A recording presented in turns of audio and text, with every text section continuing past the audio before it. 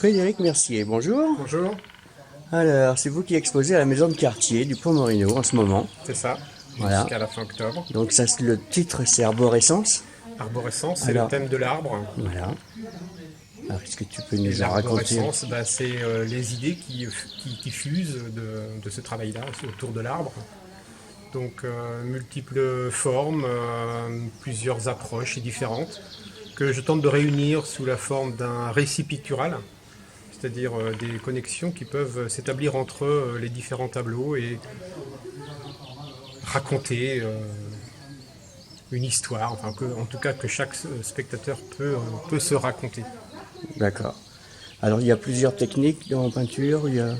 Oui, principalement de l'huile sur toile et quelques techniques aussi sur papier, des huiles sur papier, des pigments caustiques aussi, et puis une série aussi de petites têtes, de petites trognes, avec différentes techniques de dessin, aquarelle, pastel, drauninois, encre de Chine, etc. C'est sur des supports, là ceux-là, ils sont sur Alors support les bois, petites hein, c'est trognes, des oui, petites sont plaquettes. sur déroulés de peupliers. D'accord. Voilà. Mhm. Alors c'est pareil, le Oui, c'est déroulé de intéressant. peuplier, ça a une histoire par rapport au marais où j'habite. C'était l'exploitation du peuplier à une époque. Et il se déroulait beaucoup de peupliers effectivement pour faire des cagettes. Donc j'ai récupéré pas mal de petits morceaux de planches sur lesquels je travaille.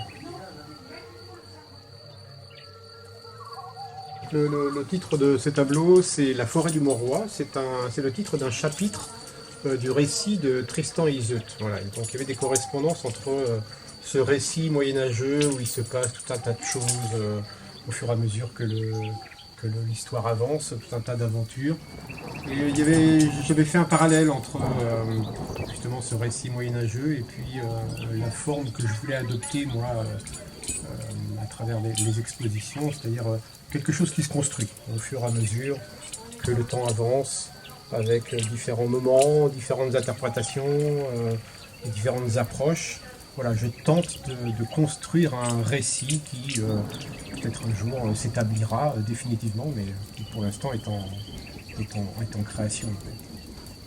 C'est un peu comme un conte, tu te racontes une petite histoire quand tu peins dans ton décor, tu rentres dans le Oui, décor comme ça. c'est-à-dire que les récits, en tout cas ce récit-là m'a permis d'avoir des images, mais aussi de trouver des correspondances avec ce que j'étais en train de faire.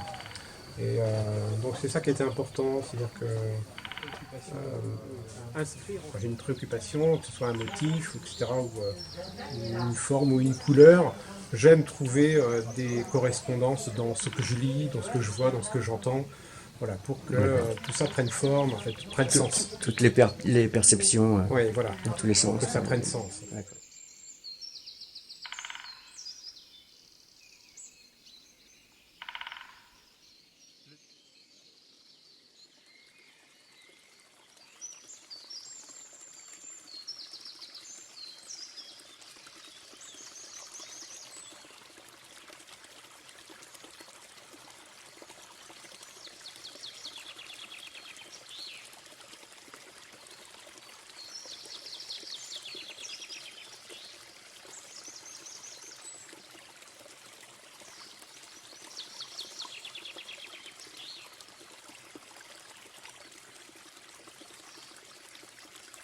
Il peut y avoir dans mon travail, il y a dans mon travail en tout cas une approche naturaliste du paysage. Depuis pas mal d'années, je tourne autour de ces notions de paysage.